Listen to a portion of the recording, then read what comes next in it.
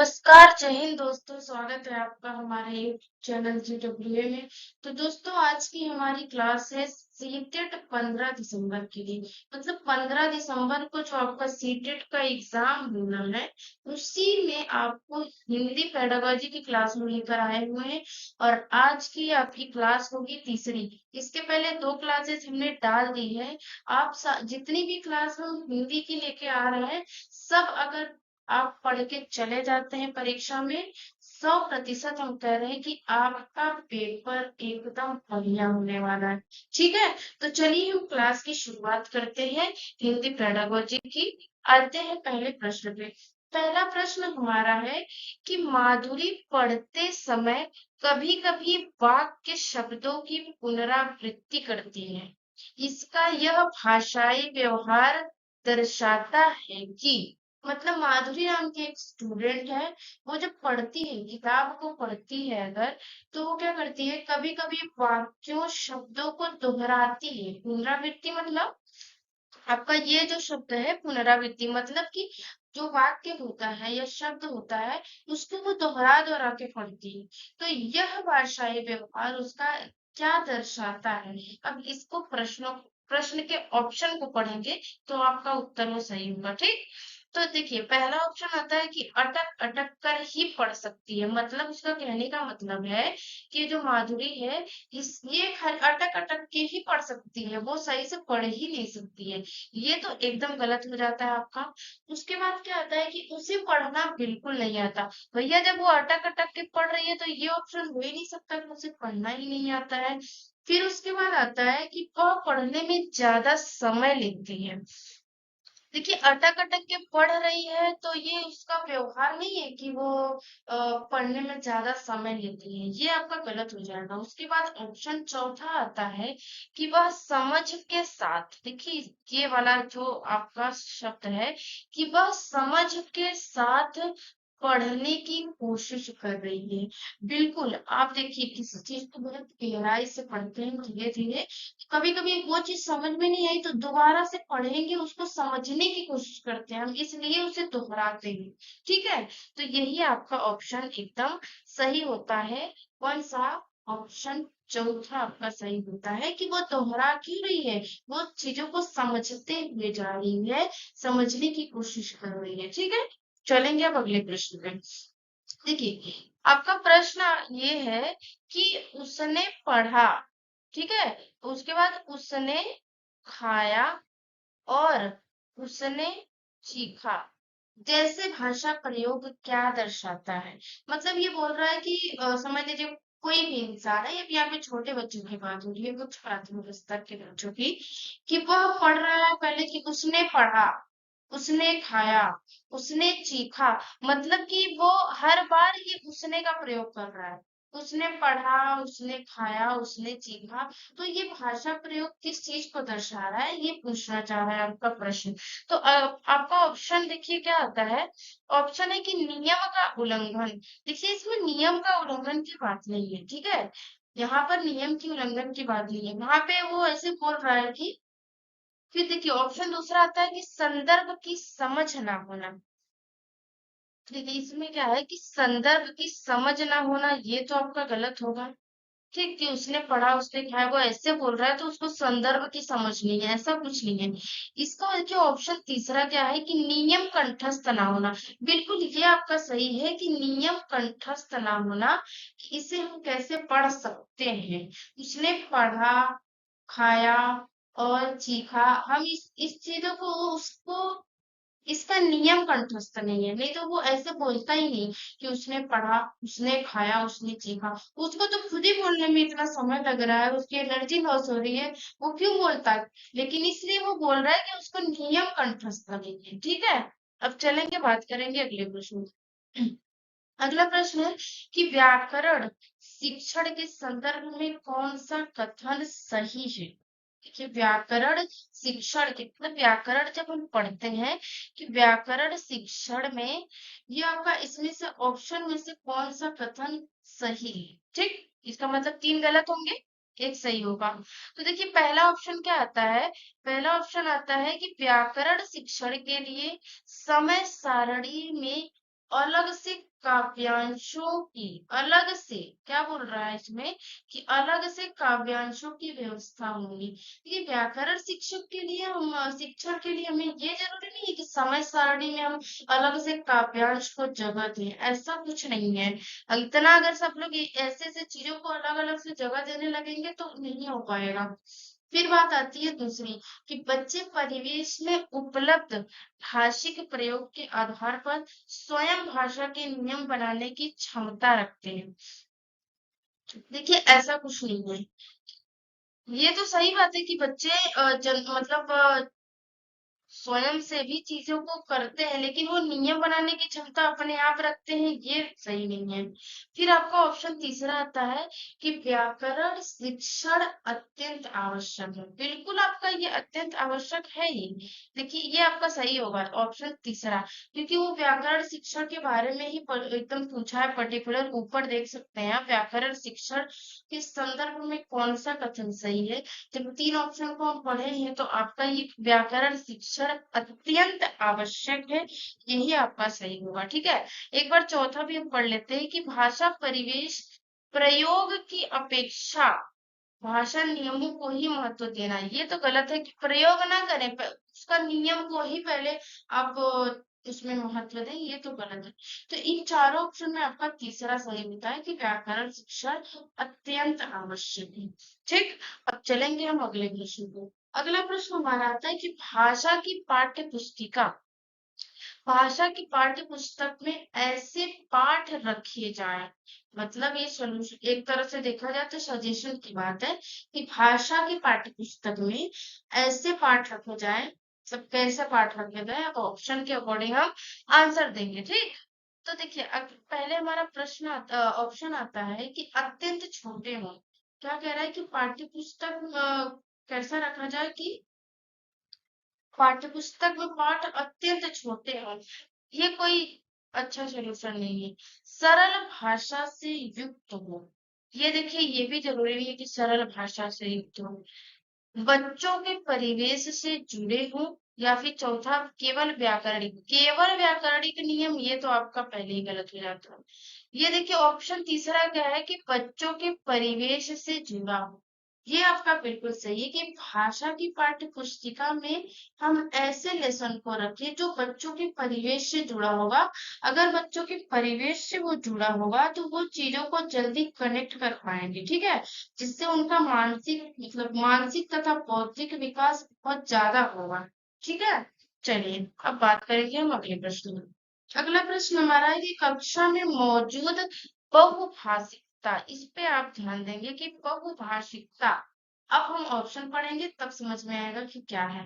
भाषा शिक्षण में बाधक है, या कक्षा में बहुभाषिकता भाषा शिक्षण में बाधक है, ये आपका गलत हो सकता है। ठीक, ये बाधक नहीं होता। बहुभाषिकता कक्षा में एक तो समझ लीजिए पॉजिटिव चीजें हैं। ठीक, शिक्षक के लिए एक जटिल और कठोर चुनौती है।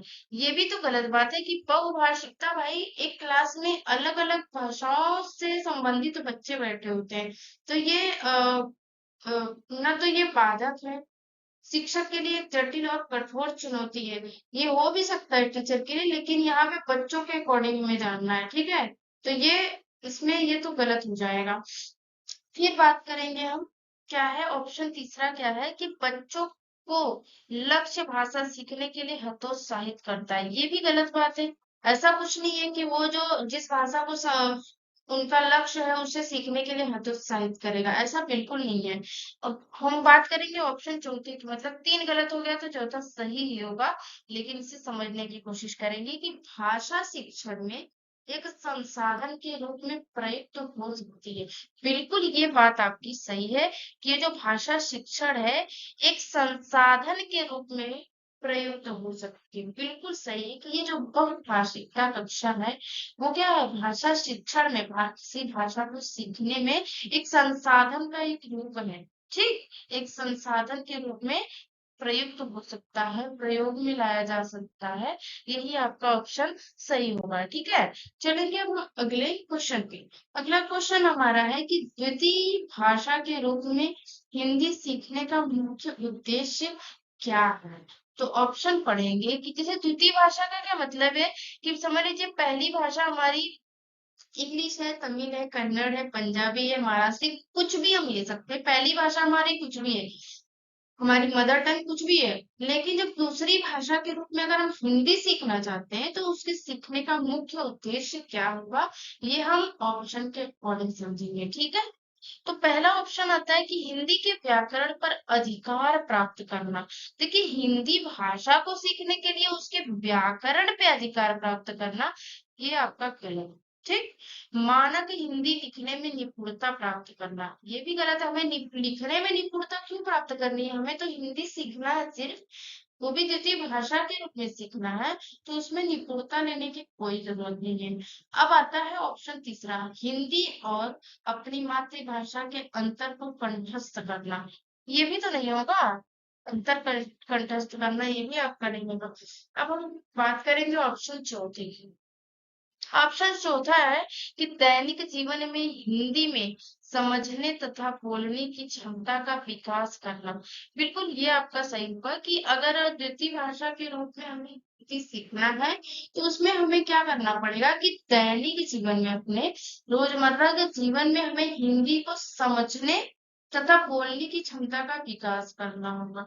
ठीक है, हमें बोलना पड़ेगा, समझना पड़ेगा, हमको वो आ जाएगा। ठीक, चलिए अगला प्रश्न है कि निम्नलिखित में से कौन सा उच्च प्राथमिक स्तर पर भाषा शिक्षण का उद्देश्य नहीं है।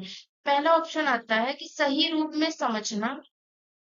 ठीक है, सही रूप में समझना। दूसरा है व्याकरणों के नियमों को रखना और निजी अनुभव के आधार पर भाषा का सृजनशील प्रयोग, दूसरे कुछ सृजनशील प्रयोग होगा। ठीक है, ये वाला तीसरे में। दूसरे के अनुभव से जुड़ पाना और संदर्भ में चीजों को समझना। हमने ऑप्शन भी पढ़ लिया और प्रश्न भी पढ़ लिया। इसका मतलब क्या है कि उच्च प्राथमिक स्तर पर भाषा शिक्षण का उद्देश्य क्या नहीं है। ठीक, तो आपका ऑप्शन जब पहला आता है कि सही रूप में समझना, ये तो अच्छी चीज है कि सही रूप में चीजों को समझ रहा है। फिर क्या है कि व्याकरणों के नियमों को रखना, ये गलत है। ठीक है, व्याकरण के नियमों को हर जगह पे रख देना, ये कोई उद्देश्य नहीं है। अगर बात करेंगे तीसरे ऑप्शन की कि निजी अनुभव के आधार पर भाषा का सृजनशील प्रयोग, बिल्कुल आपका ये सही है कि हमें कौन सा अनुभव है, पीछे हमने कितनी चीजों को जाना है, समझा है, उसके आधार पर और भाषा का सृजनशील प्रयोग करेंगे। ठीक, उसके बाद बात आती है कि दूसरों के अनुभव से जुड़ पाना और संदर्भ में चीजों को समझना। यहाँ पे दूसरों के अनुभव से जुड़ पाना मतलब समझ लीजिए टीचर ही हमारे सामने है, तो उनका तो कुछ अनुभव है भाई, तो उनके अनुभव को बच्चा समझेगा, सीखेगा, संदर्भ में चीजों को एकदम यहाँ से समझेगा, ये भी आपका सही होता है। लेकिन इसमें बोला था, प्रश्न में ही बोला था कि उद्देश्य नहीं है, तो हमने ये गलत किया है, मतलब यही हमारा सही हो जाएगा। ठीक, अब बात करेंगे अगले प्रश्न। अगला प्रश्न हमारा आता है कि राधा अपनी कक्षा के बच्चों को मौखिक अभिव्यक्ति के अवसर देने के लिए अनेक क्रियाकलाप करती है। आप निम्नलिखित में से सबसे ज्यादा प्रभावी किसे मानते हैं। देखिए, ये राधा कोई टीचर है, वो अपने क्लास में बच्चों को मौखिक अभिव्यक्ति के अवसर देती है, मतलब कि बातचीत करने के लिए, अपनी चीजों को रखने के लिए अवसर देती हैं और उन्हें अलग अलग चीजों की एक्टिविटी करवाती हैं। तो ये सबसे ज्यादा प्रभावी किसे मानते हैं। ठीक है, तो पहला ऑप्शन आता है कि शब्दों को जोर जोर से बोलना, ये कोई बात नहीं है, शब्द को जोर जोर से बोलना, ये कोई सोल्यूशन नहीं है। ठीक है, कहानी को बोल बोल कर पढ़ना, ये भी नहीं है। समाचार पत्र का वाचन करना, ये भी नहीं है। चौथा होता है कि विभिन्न परिस्थितियों में संवाद अदायगी करना। ये देखिए, आपका प्रश्न भी यही बोला है कि मौखिक अभिव्यक्ति, और उसके बाद आपका आता है कि विभिन्न परिस्थितियों में संवाद अदायगी करना, मतलब कि वो क्या कर रहा है ना, अलग अलग सिचुएशन में अपनी बात कर रहा है, एक दूसरे से वो लोग बात कर ले रहे हैं किसी भी टॉपिक पे, तो वही तो टीचर करवाना चाह रही है, उनका यही आपका प्रभाव भी पड़ता है बच्चों पे। ठीक है, चलिए देखिए अगला हमारा आता है प्रश्न। देखिए प्रश्न तो ठीक है, पहले हम आपसे ये कहना चाहेंगे कि अगर आप इस चैनल पर पहली बार आए हैं तो चैनल को सब्सक्राइब जरूर कर लीजिएगा, ठीक है। चलिए अब प्रश्न की बारी है। रोहित 1 साल पहले असम से पंजाब आया। रोहित 1 साल पहले असम से पंजाब आया है। वह हिंदी भाषा का प्रयोग करते समय त्रुटियां करता है, ठीक है। वो 1 साल पहले असम से पंजाब आया और वो हिंदी भाषा का प्रयोग करते समय त्रुटियां करता है, मतलब गलतियां कर रहा है। तो एक शिक्षक के रूप में आप इस किस कथन को सही मानेंगे, मतलब एक शिक्षक अगर आप हैं तो इस ऑप्शन को देखेंगे उसमें कौन सा सही होगा। तो चलिए अब देखिए पहला आपका ऑप्शन होता है कि उसे रोज 1 घंटा हिंदी भाषा के शब्द बोलने का अभ्यास कराना। ये कोई बात तो नहीं है कि 1 घंटा जो है कि आपका 1 घंटा हिंदी भाषा के शब्द बोलने का अभ्यास कराएंगे, ये गलत है। चलिए ऑप्शन चौथा देखते हैं। रोहित की मातृभाषा का प्रभाव लक्ष्य भाषा पर नहीं पड़ने देना चाहिए। ये तो आपका गलत है कि मातृभाषा का प्रभाव लक्ष्य भाषा पे न पड़े, ये तो गलत होगा क्योंकि मातृभाषा के जो हमें भाषा आती है उसके बाद ही तो हम दूसरी चीजों को समझते हैं, अपनी मातृभाषा से ही कनेक्ट करके उसके बाद आगे की भाषा पे हम पकड़ अपनी बनाते हैं, ठीक है। उसके बाद ऑप्शन तीसरा है कि रोहित को बार बार उसकी त्रुटियों के बारे में बताना चाहिए। ये आपका बहुत गलत है, ये भी गलत है। ऑप्शन दूसरा हमने पढ़ा नहीं था, अब पढ़ेंगे, ठीक, क्योंकि यही आपका ऑप्शन सही है। ठीक, पहले से ही सही लगा देते हैं, ओके।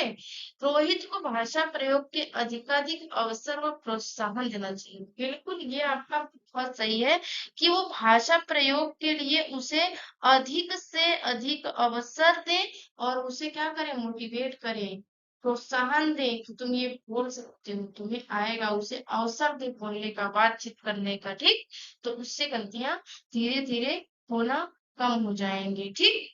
चलेंगे अब अगले प्रश्न पे। अगला प्रश्न हमारा आता है कि भाषा के संदर्भ में निदानात्मक परीक्षण का उद्देश्य है। यहाँ पे क्या बोल रहा है कि निदानात्मक परीक्षण का उद्देश्य है। निदानात्मक का मतलब आपको हम बता दें कि ये बच्चों की भाषा प्रयोग संबंधी जो कठिनाइयां होती हैं, तो उसमें जो कठिनाइयां जो होती है और आ सकती हैं, उन कारणों को पहचानने की बात होती है, ठीक है। इसमें क्या होता है कि उन कारणों के पहचानने की बात आती है। तो उसमें अब देखिए प्रश्न ऑप्शन पढ़ेंगे तब और समझ में आ जाएगा कि बच्चों की विभिन्न श्रेणियों में विभक्त करना, ये तो बहुत गलत बात है। बच्चों को अगली कक्षा में प्रोन्नत करना, अरे नहीं, ये भी गलत है।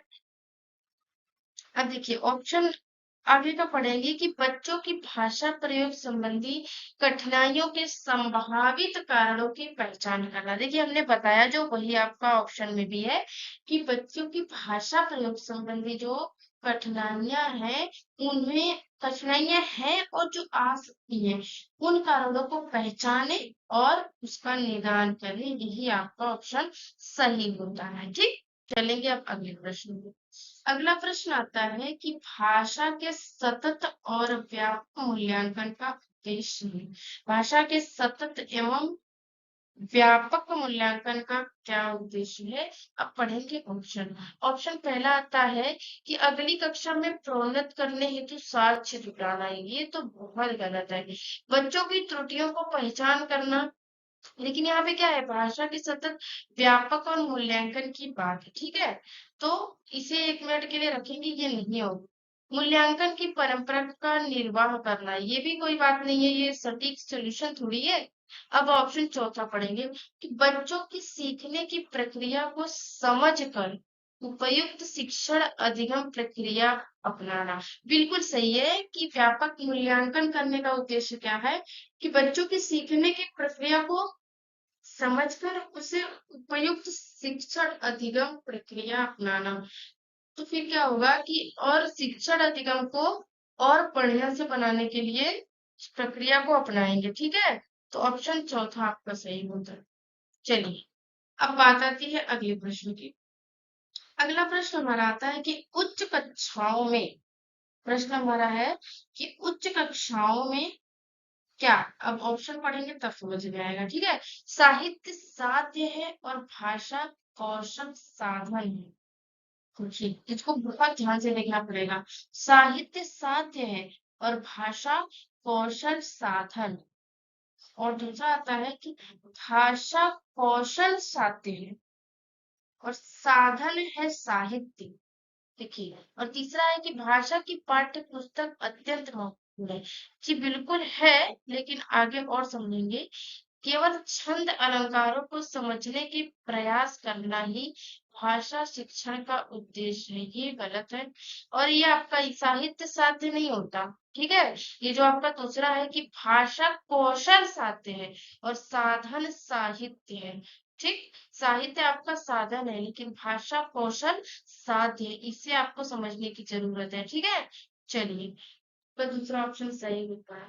देखिए, साहित्य तो साधन ही है, में साहित्य तो हमारा साधन है, लेकिन भाषा कौशल साध्य है। ओके, अगले प्रश्न पे आएंगे कि भाषा अर्जन क्या है। देखिए, भाषा अर्जन क्या है इसे देखेंगे। भाषा कक्षा में ही संभव है, ये तो गलत बात है कि भाषा कक्षा में सिर्फ क्लास में ही संभव है, ये तो गलत है। प्रयास पूर्ण होता है। देखिए, कुछ सही है लेकिन एकदम सटीक नहीं सही है कि प्रयास पूर्ण। तीसरा है कि शिक्षक की आवश्यक उपस्थिति की मांग करता है। भाषा अगर हमें अर्जन करना है तो क्या हमें टीचर की एकदम आवश्यकता जरूरी है? ऐसा कुछ भी नहीं है। हम किसी भी व्यक्ति से भाषा अर्जन कर सकते हैं, ठीक। अब आता है ऑप्शन चौथा कि सहज स्वाभाविक होता है। देखिए, ये आपका ऑप्शन सही होता है कि भाषा अर्जन जो है ये सहज, सरल और स्वाभाविक है। यही आपका सही हो जाएगा, ठीक है। चलेंगे हम अब अगले प्रश्न पे। अगला प्रश्न है कि उच्च प्राथमिक स्तर पर भाषा शिक्षण की प्रक्रिया में सबसे अधिक महत्वपूर्ण क्या है? क्या कह रहा है प्रश्न कि उच्च प्राथमिक स्तर पर भाषा को सीखने सिखाने की प्रक्रिया में सबसे अधिक महत्वपूर्ण क्या है? बात को समझिए, ठीक है। देखिए, प्रश्न का ऑप्शन पहला है कि पाठ्य पुस्तक में दिए गए साहित्यिक अंशों की विस्तृत व्याख्या, या फिर पठन कौशल पर अधिक बल, या फिर पाठों के शब्दों का अर्थ जानने के लिए शब्दकोश का प्रयोग करना। देखिए, ये अधिक बल देने की बात कर दिया, इसीलिए ये गलत हो जाता है। विस्तृत व्याख्या ये भी गलत हो जाता है। और पाठों के शब्दों का अर्थ जानने के लिए शब्दकोश का प्रयोग करना, ये कोई बात नहीं है, ठीक है। अब देखिए क्या है, चौथा ऑप्शन है कि समाचार पत्र, पत्रिकाओं या अन्य वार्षिक सामग्री में कही गई बात के निहितार्थ सोच सरोकार की पहचान। बिल्कुल बिल्कुल, आपका यही ऑप्शन, ऑप्शन नंबर चौथा ही सही हो जाता है कि समाचार पत्र, पत्रिका है या फिर अन्य वार्षिक सामग्री में जब कोई बात कही गई होती है तो अच्छी अच्छी बातें होती हैं, तो उसे सोचना और सरोकार करना, उनकी पहचान करना ही आपका सबसे महत्वपूर्ण हो जाता है, ठीक है। तो दोस्तों, आपकी क्लास होती है यहीं पे समाप्त। आशा करते हैं आपको क्लास बहुत पसंद आएगी, और क्लास पसंद आई हो तो क्लास को क्या करेंगे, शेयर करेंगे, ओके। और चैनल को सब्सक्राइब करेंगे, लाइक का बटन जरूर दबाएंगे, ठीक है। चलिए, मिलते हैं आपसे अगली कक्षा में, तब तक के लिए शुक्रिया।